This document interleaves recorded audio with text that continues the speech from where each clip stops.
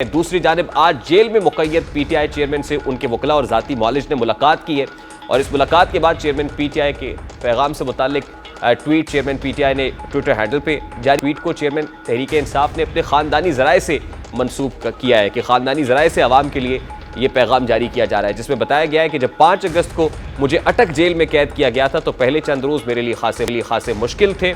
सोने के लिए मेरे पास बिस्तर नहीं था, मुझे फर्श पर लेटना पड़ता था जहां दिन के वक्त कीड़े मकोड़े और रात को मच्छर होते थे, लेकिन अब मैं इसमें एडजस्ट कर गया। और यह भी बताया गया है कि उस वक्त के चेयरमैन पीटीआई में जब 5 अगस्त को गिरफ्तार हुए थे और आज में ज़मीन आसमान का फ़र्क है। और इसमें फिर उन्होंने अपने कारकुनान को रिहा करने से मुताल्लिक भी कहा है और ये कहा है कि ये जो रूमर्स हैं बताया जा रहा है कि मैं कोई कॉम्प्रोमाइज़ कर लूँगा, समझौता हो जाएगा, ये नहीं, बल्कि मैं पहले से ज़्यादा रूहानी तबीयत और मिजाज का हो गया हूँ, मुझे कुरान पाक को पढ़ने का ज़्यादा मौका मिला है। और फिर वो ये भी कहते हैं कि मैं जेल में रह के भी अगर इंतखाबात होते हैं तो पीटीआई जीत जाएगी। इस्लामाबाद हाई कोर्ट में आज चेयरमैन पीटीआई के 4 केसेस की समाअत थी। साइफर केस की समाअत आज 2 बजे तय थी, लेकिन कुछ देर से शुरू हुई। चेयरमैन पीटीआई ने साइफर केस का ट्रायल रोकने की दरखास्त दायर की हुई थी, जिसकी समाअत भी आज chief justice Islamabad high court ने की।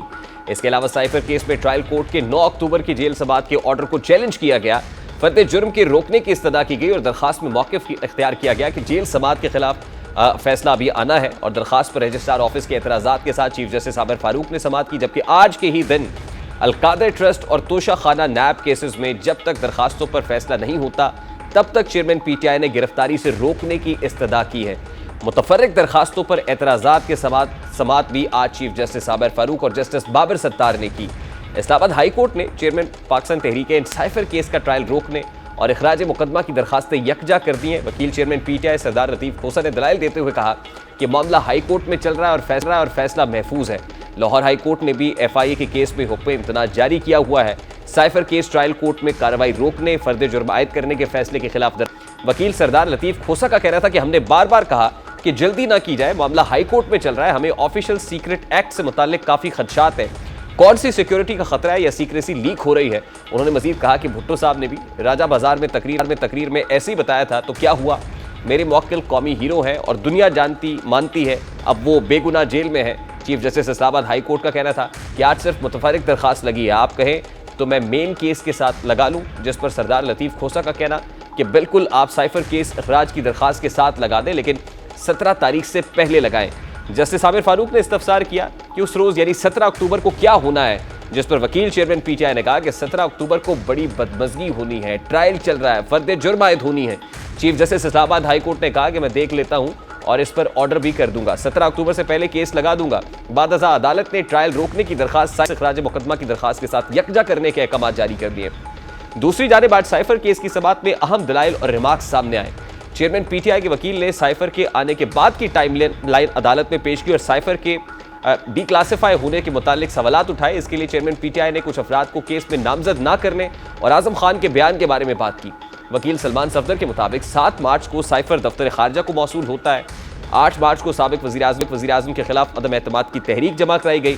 31 मार्च 2022 को साइफर कौमी सलामती कमेटी के सामने रखा गया। 9 अप्रैल को वफाकी काबीना ने सिलेक्टेड अफराद के लिए साइफर को डिक्लासिफाई करने की मंजूरी दी। सलमान सफदर के मुताबिक इन सिलेक्टेड ऑर्डिनेंसेस में चीफ जस्टिस, आर्मी चीफ और स्पीकर कौमी असम्बली भी शामिल थे। इन लोगों के अंदर उनका केस है कि 11 अप्रैल 2022 तक साइफर चेयरमैन पीटीआई के पास रहा। 11 अप्रैल 2022 को शहबाज शरीफ ने वज़ीर आज़म की हैसियत से हल्फ लिया। चेयरमैन पीटीआई के वकील के मुताबिक वज़ीर आज़म शहबाज शरीफ की सरबराही में कौमी सलामती कमेटी का इजलास हुआ और कौमी सलामती कमेटी के इजलास में साइफर का मामला ज़ेर बहस आया। शहबाज शरीफ के वज़ीर आज़म बनने के 5 माह बाद काबीना ने FIA को साइफर की गुमशुदगी का मामला भिजवाया और 5 माह तक शहबाज शरीफ के पास साइफर रहा, लेकिन शहबाज शरीफ इस केस में मुलजिम नहीं है। और सलमान सफदर ने कहा कि अगर साइफर शहबाज शरीफ के पास नहीं था तो वो कौमी सलामती कमेटी के इजलास में कैसे गए, क्या साइफर के बगैर कौमी सलामती कमेटी का इजलास बुलाया गया। बैरिस्टर सलमान सफदर ने साइफर के मामले पर होने वाली कौमी सलामती कमेटी का एलामिया भी पढ़कर सुनाया, जिसमें कौमी सलामती कमेटी ने साइफर मैसेज को मुल्की मामलात में खुली मुदाखलत करार दिया और कौमी सलामती कमेटी में गैर मुल्की साइफर को डिमार्च देने का भी फैसला हुआ। चीफ जस्टिस ने रिमार्क्स दिए कि क्या कौमी सलामती कमेटी के मीटिंग मिनट्स सुप्रीम कोर्ट के सामने थे। प्रोसिक्यूटर ने कहा कि सुप्रीम कोर्ट के सामने सिर्फ प्रेस रिलीज थी, मिनट्स नहीं थे। सलमान सफदर ने कहा कि आजम खान को मुकदमे में मुलजिम नामजद किया गया, मुकदमे में आजम खान का किरदार भी मुख्तस किया गया है। प्रोसिक्यूशन के मुताबिक आजम खान ने साइफर को ट्विस्ट किया है। अब ये सारा मामला इस्लामाबाद हाई कोर्ट के रूबरू है और उसमें एक बार फिर दलाइल अभी जारी हैं, दलाइल मुकम्मल नहीं हुए और समाअत को पीर तक के लिए मुलतवी कर दिया गया है। एक तरफ चेयरमैन पीटीआई के वकला है जो जोर इस बात पर दे रहे हैं कि 17 अक्टूबर से पहले इन मामलात को इस्लामाबाद हाई कोर्ट सेटल करे। यानी एक तरफ ट्रायल कोर्ट है और ट्रायल कोर्ट में इस मामले को रुकवाने के लिए चेयरमैन पीटीआई की वकला टीम इस वक्त इस्लामाबाद हाई कोर्ट में है।